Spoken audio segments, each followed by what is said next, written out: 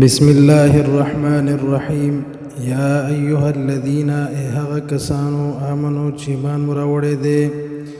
کتب فرض کړی شوي دي علیکم الصیام پتا سو باندې روژې کما کتب علی الذین لکه څنګه چې فرض کړی شوي وي په هغه کسانو من قبلکم چې مخکې تاسو نه وو لعلکم د دې دپاره چې تاسو تتقون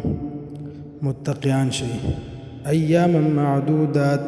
سورزی دی شمارلے شوی فمن کانا پس هغه څوک چې وي منکم ستاسونا مریضن بیمار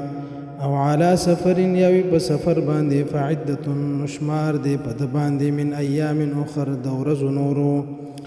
وعلى الذین او په هغه کسانو باندې یطیقونه چې طاقت نه لري د روژې فدیه ورکول دی طعام خوراک مسکین د یو مسکین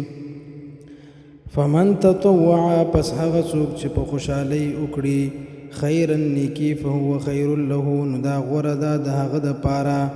وان تصوموا او چې روژه ونیسئ تاسو خیر دا ډېره غوره ده لکم ستاسو دپاره ان کنتم تعلمون که چیرې تاسو پوهیږئ